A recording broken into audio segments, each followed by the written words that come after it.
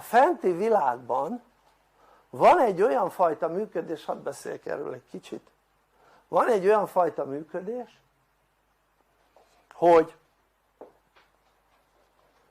ugye van a legfőbb főnök, az ki a legfőbb főnök?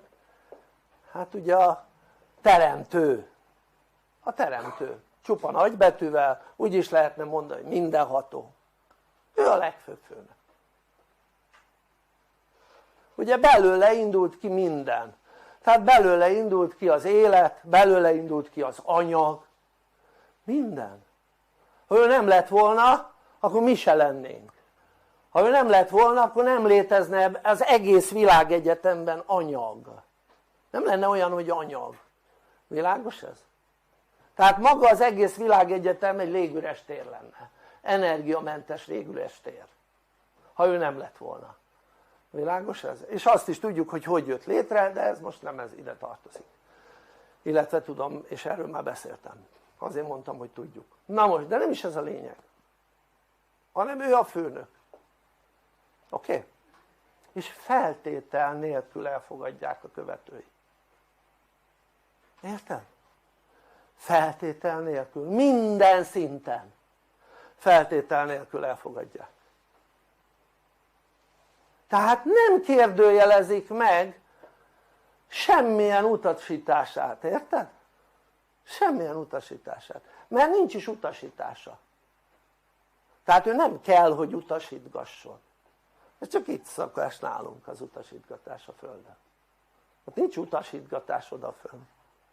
Hanem azt tudják, hogy mondjuk a teremtő kitalál valamit, akkor azt csinálják. És ez ugyanígy megy lefele. Tehát a teremtőtől kiindulva van egy hierarchia.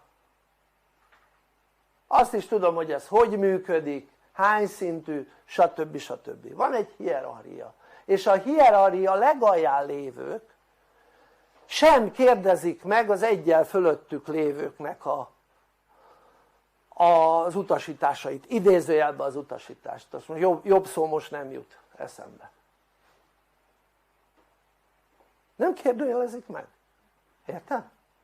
Tudod miért vannak itt az emberek egy jó része a bolygón? Mert megkérdőjelezték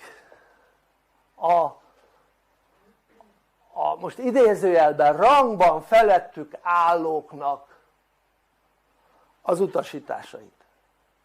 Érted? Mit jelent a rangban felettük álló? Tehát a fentiek úgy működnek, hogy akkor kerül valaki magasabb rangba, magasabb beosztásba, vagy magasabb hierarchia szintre, amelyik neked jobban tetszik, nekem mindegy, hogyha ő bizonyította az érdemességét arra. Világos ez? Nem onnan azért, mert sok pénze van, nem azért, mert jó családba született. Világos ez? Hanem azért, mert bizonyította az érdemességét. És onnantól kezdve, ha valaki bizonyítja az érdemességét, az hozzá idézőjelben beosztott lények nem kérdőjelezik meg se a tudását, se az akaratát, semmit. Ezt úgy hívják, hogy feltétel nélküli elfogadás. Világos ez? És azok a lények, akik elkezdtek ezzel lázadozni, azt fogták, azt ide küldték a földre. Lázadozz itt. Tényleg. Például a leghíresebb ilyen lázadó az Lucifer volt. És annak a slepje, bagázsa, vagy ami tetszik, jobban tetszik, érted? Persze egy csomó angyalt onnan is meg lehet nevezni, aki Lucifert követett. Szóval gondold végig, hogy egy olyan világ felé kell törekednünk, ahol mutatom. Jó, pillanat. Itt van. Ahol egy magasabb létformába kerülhetünk. A magasabb létforma legalja az az angyali szint. Ugye eggyel fölötte az arkangyali szint van, és akkor így mehetnénk fölfele. Tehát az angyali szint.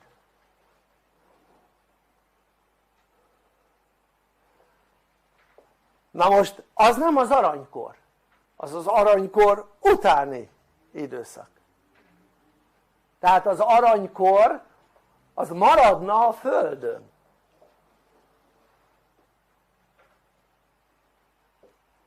Méghozzá, hogy előre láthatólag meddig, arra jelenleg nincs tervezet.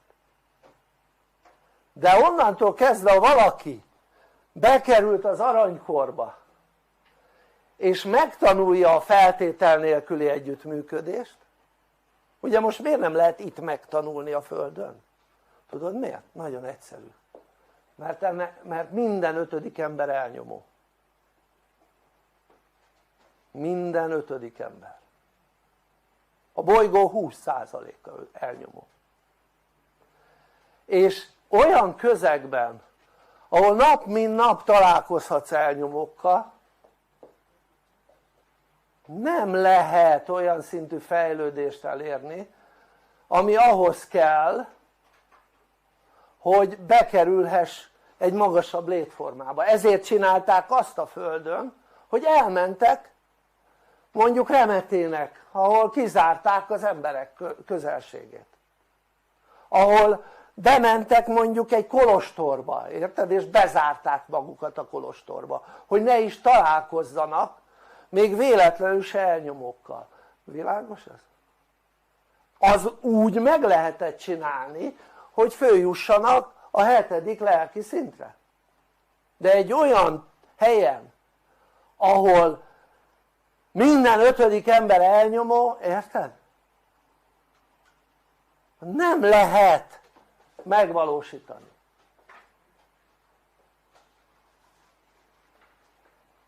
És a kísérlet vége felé járunk. A kísérlet végének határideje van, 2035. Ami azt jelenti, hogy 2035-ig ezen a bolygón meghalnak az elnyomók. És azok is, akik nem alkalmasak, bár nem elnyomók, de nem alkalmasak arra, hogy az aranykorba bekerüljenek. És ezt nem én választom ki. Ezt a hülyeséget, hogy én választom ki. Még azt kéne csak, hogy én válasszam ki. Meg egy pupa hátamra. Fentiek erre sokkal alkalmasabbak. És egyébként is ők az élet urai. Ennyi. Nem mi. Mi csak piszkálgatjuk itt az életet. Ők meg az élet urai. Oké? Tehát a fentiek gondoskodnak arról, hogy akinek nem kell megélnie a 2035-öt, az ne élje meg.